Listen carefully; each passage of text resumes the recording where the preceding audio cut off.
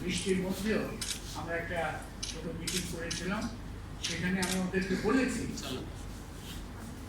অবশ্যই আমরা চাই গোল্ড মেডেল নিয়ে আসুন, কিন্তু মূল স্পিরিট হচ্ছে প্রতিযোগিতায় অংশগ্রহণ। বিশ্ব দরবারে বাংলাদেশের তরুণ তরুণীরা সক্ষমতার সাথে বিচরণ করছে, এটাকে আমরা তুলে ধরতে চাই। অবশ্যই তার সাথে আমরা এবং ওরা সর্বোচ্চ চেষ্টা করব। এখানে একটা বলা দরকার যে কী কী হয় ইকোনমিক্স অলিম্পিয়াডে, কোন কোন ধরনের পরীক্ষা হয়। 3টে পরীক্ষা হয়। একটা হচ্ছে ইকোনমিক্স সংক্রান্ত, ইকোনমিক্স লিটারেসি সংক্রান্ত। 2 নম্বর হচ্ছে ফাইন্যান্সিয়াল লিটারেসি, এটা নিয়ে হয়। থার্ড একটা কেস হয়, সেটাকে আমরা বলি যে বিজনেস কেস। এই যে আমরা বললাম যে প্রায়োগিক বিষয়, ইকোনমিক্স এবং ফাইন্যান্সিয়াল লিটারেসি এটা এরা এক একজন ইন্ডিভিজুয়ালি কমপ্লিট করবে, আর যেটা বিজনেস কেস সেটা গ্রুপ হিসেবে কমপ্লিট করবে। 5 জনে মিলে একটা বিজনেসকে, এবং এইগুলোর জন্য আমাদের দক্ষ প্রশিক্ষকরা গত বেশ কয়েকদিন ধরে তাদেরকে প্রশিক্ষণ দিয়ে যাচ্ছেন, এবং 12ই জুলাই তারা আশা করি চায়নার উদ্দেশ্যে রওনা দেবেন এবং ফিরে আসবেন, 20শে জুলাই ফিরে আসবেন।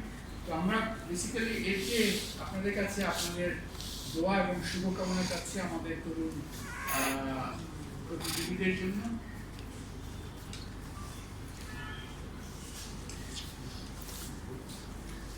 আমি আপনাদের আমি মনে করি দুজন অ্যাটলিস্ট, একজন ফারিয়া, একজন বলো ফাইয়াদ, এদিক থেকে ফারিয়া আর পরে ফাইয়াদ।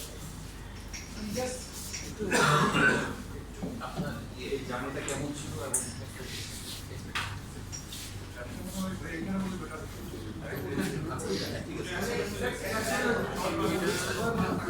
খুবই সংক্ষিপ্তভাবে প্রত্যেকে 2 মিনিট করে।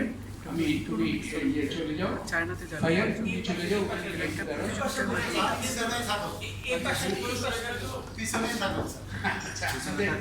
পরামর্শ আপনাদের পরামর্শ দিয়ে করছিলাম।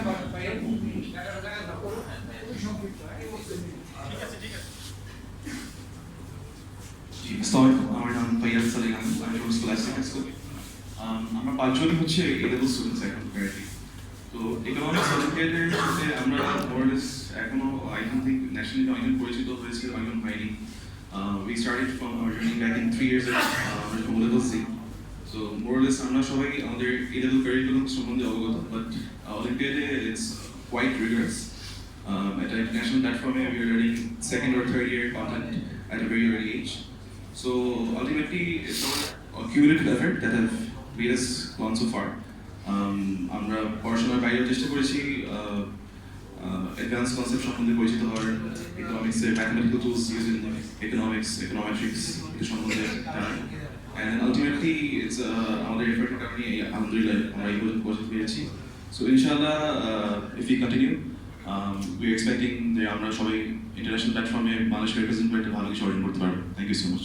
ধন্যবাদ।